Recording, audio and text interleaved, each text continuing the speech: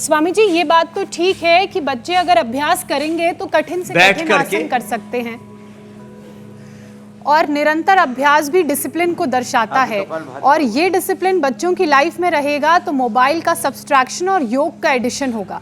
लेकिन आज के समय में जो एक सबसे बड़ी समस्या बच्चों के बीच देखने को मिल रही है वो है जब वो पढ़ने बैठते हैं तब उनका जो दिमाग है वो कंसंट्रेटेड नहीं रहता है। 5 से 10 मिनट में ही उनका दिमाग भटक जाता है।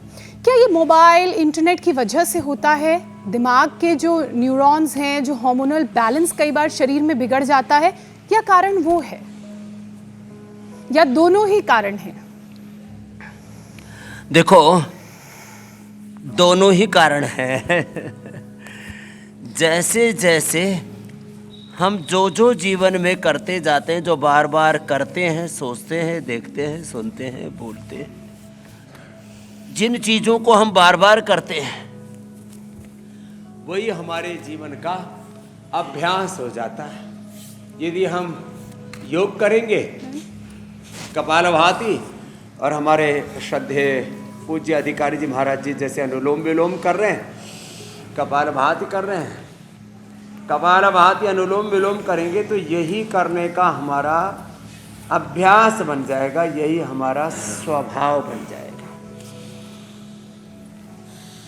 तो योग करने से योग करने का स्वभाव, अच्छा सोचने से, अच्छा देखने से, अच्छा सुनने से हमारा अच्छे सोचने का, अच्छे देखने का, सुनने का, करने का, बोलने का, जीने का अभ्यास हो जाएगा।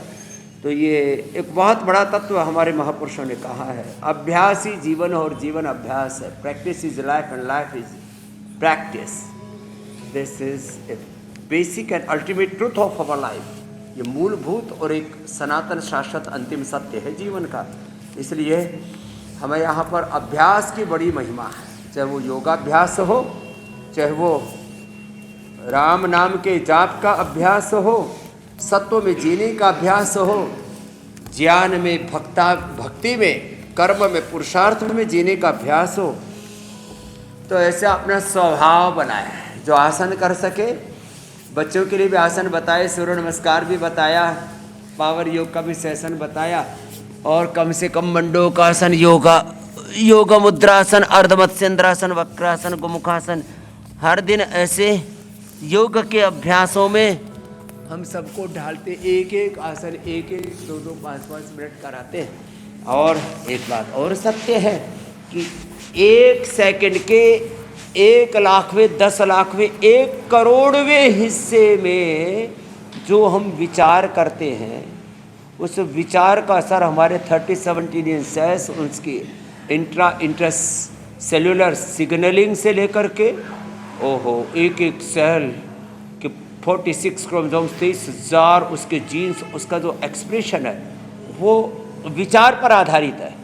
जैसे विचार हम करते हैं, इसलिए दिव्य विचार को, दिव्य आहार को, सात्विक विचार, सात्विक आहार को हमारे यहाँ पर सबसे अधिक गरिमा दी गई है। और जब ऐसा हम करते हैं, जीते हैं, तो अच्छा आहार और अच्छा विचार, आहार का भी 1 ग्राम आहार का भी 1 करोड़वा नहीं, उसका 1 ग्राम का 1000 करोड़वा हिस्सा भी अपने शरीर में गलत आहार का जाएगा तो हमारा स्ट्रक्चर और करेक्टर, गलत विचार से हमारा करेक्टर, गलत आहार से हमारा बॉडी का स्ट्रक्चर, हार्डवेयर, सॉफ्टवेयर गड़बड़ा जाता है, लड़खड़ा जाता है, गड्ढमड्ढ हो जाता है, गांव की भाषा में बोले तो।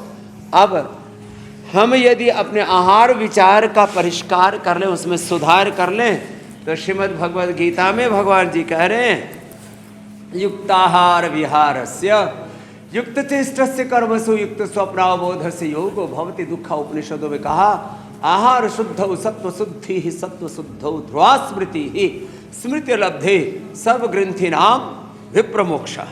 ये है हमारी परंपरा। अब इसका हम ध्यान नहीं रखेंगे, आज लोग अपने आहार से, अपने विचार से, अपने संस्कार से, अपने स्वभाव से नीचे आ गए। अपने स्वभाव में न जी करके अभाव में, किसी के प्रभाव में और दबाव में अपना जीवन अलग अलग प्रकार के प्रेशर जो है, पीसीआर वाले दोबारा खून जोड़ लेंगे यदि कट जाए तो। स्वामी जी, क्या आपको मेरी आवाज तो आ रही है? हम वैसे अनकट रहते हैं। यही तो योग की महिमा है। योग करने वाले का जीवन का प्रवाह चरैवेति अनंत की और शाश्वत की ओर आगे बढ़ता रहता है। थैंक यू पीसीआर वालों ने, जैसे ही फोन कटा तुरंत जोड़ दिया जी। ऐसे ही हमारा कनेक्शन कभी कट भी जाए अपने स्वरूप से, अपने मूल स्वभाव से, मूल प्रकृति से, राम जी, कृष्ण जी, हनुमान, शिव जी से, तो तुरंत जोड़ लिया करें। हम ऋषिशिकाओं के वंशधर है। राम कृष्ण हनुमान शिव भगवान भगवती के, शिव शक्ति के उपासक हैं। जी मेरी बहन ज्योत्सना जी कुछ